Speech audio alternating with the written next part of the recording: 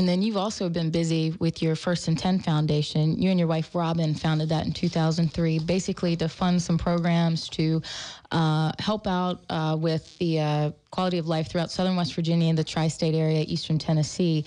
And you guys had a lot going on, especially over the holidays. Tell me a little bit about some of the things you guys were up to.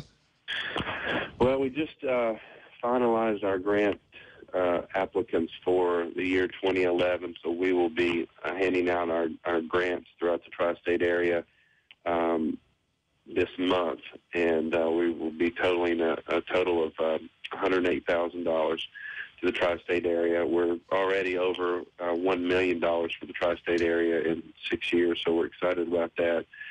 We also did a holiday party in Knoxville, Tennessee. We worked with Knoxville Child and Family and brought in 40 foster care kids, and we're able to present them a party at sort of a place like Dave & Buster's, also taking the Target and let them shop for themselves, and just they had a fantastic time there. So it's just something that's near and dear to our hearts, and we started the foundation because we wanted to make sure that when we raise money, every dollar goes back out to the cause. So when we raise money in southern West Virginia and the tri-state area, every dollar donated goes back out to those communities where our sponsors live.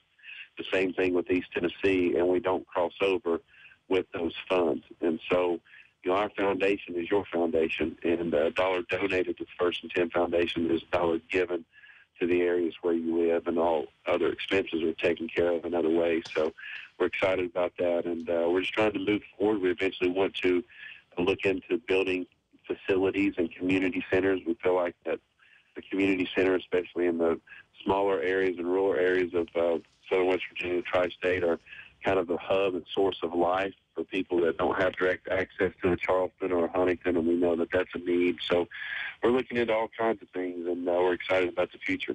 Yeah, and you can find more information about that, firstand10foundation.com. You can make a donation there, see what's going on, and the things that Chad and his wife have been doing for that.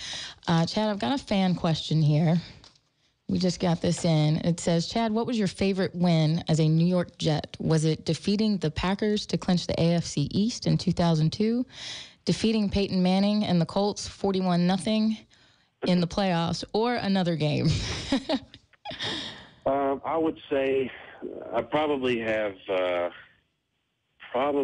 two memorable wins as a Jet that first come to mind. Absolutely, the Packers win is most memorable, really because we started out 2-5. We ended up winning the AFC East, and most importantly because of the atmosphere that was there and that occurred in the Meadowlands that night was just unbelievable how it all unfolded. And then my second most favorite memory would probably be in 2004 when we went out to San Diego when we won our first road playoff game. And I had a torn rotator cuff and torn labrum, so my arm was about to fall off, but we still won, and that was really memorable for me personally.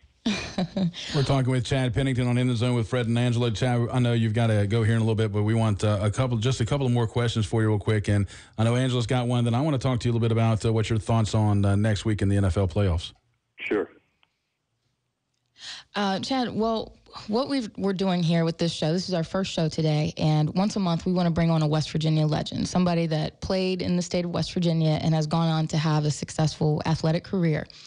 And in the Eastern Panhandle, we have 5 AAA high schools up here. And so Fred and I cover a lot of the high school sports in this area, and we just want to bring people on that can talk about their careers and how they got there and how hard they had to work, and that it is possible. If you work hard enough, you can get yourself some places.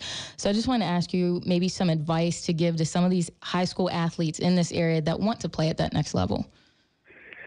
Well, you've got to establish the difference between your dreams and your goals. And what I mean by that, it was a dream of mine to play in the NFL. It wasn't a goal. And that's because it was a blurred vision out there where a goal is the next step in front of you. And so as a high school athlete, my goal was to become my high school team's quarterback. My goal was to be the number 3 shooting guard on my high school team's basketball team. My goal was to be in the honor society. Those were small goals. And then as we moved on into college and got our scholarship, then I had goals there. So goals are like steps of a stadium. You can't skip those goals. You can't skip those steps, or you're never going to make it to the top of the stadium and reach your dreams. And the other thing I would suggest is that, don't get caught up in thinking that, well, if I don't get a Division I scholarship, I can't make it. Or what you got to focus on is being the best student athlete you can be. And that's why that word is student athlete. And there's a lot of things I learned in the classroom that made me a better football player. And there's a lot of things I learned on the football field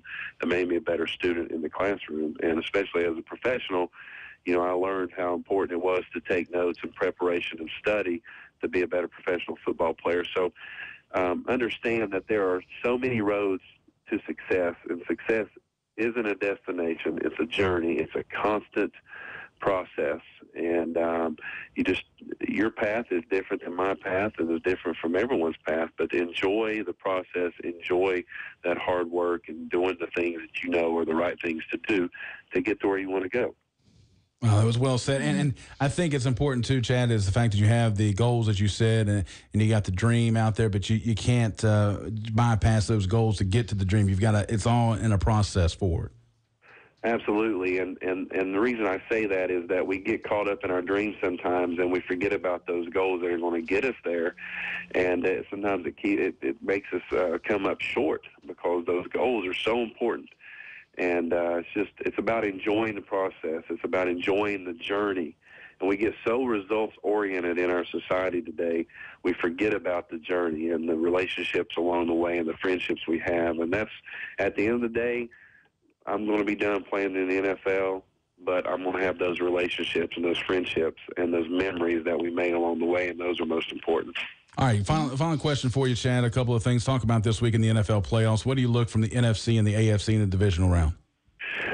Well, I'm most interested in the Saints-49ers game. I think that that's just an unbelievable matchup with the number one defense in the league against the high-potent offense of the Saints, and I want to see how they match up, offense versus defense. And let's see if, number one, can the 49ers stop them, or can the 49ers offense score enough points to be able to win the football game. In the AFC, I'm actually looking forward to the next round because I think Baltimore and New England are going to win these next two games. I think Baltimore is probably the most complete team across the board. When I look at the Patriots, I have an issue with their defense. When I look at the Saints and the Packers, I have an issue with their defense. But when you look at the Ravens, their defense is stout, and their offense, when they play well, can be as good as anybody as well. So I think they're the most complete team, but it'll be interesting to see what happens. And, of course, we cover the Ravens here on WEPM, and one thing I've noticed with the Ravens this year, when Ray Rice can run the ball and run well, they're very successful. Well, and that's what you have to do with an attacking style of defense. You can't have a high-potent offense with the type of defense that the Ravens play. Those two don't go together. You have to have a complementary offense to go with that attacking style defense. If you look at the other high-potent offenses, their defense tries to play complementary. They don't play like the Ravens do, and you just can't have your cake and eat it too. You can't do that. You've got to play complementary on one side of the ball. And that's why when the Ravens run the ball successfully and they've got their play-action game going and Flacco's making good decisions, you put that with that defense, they're hard to beat.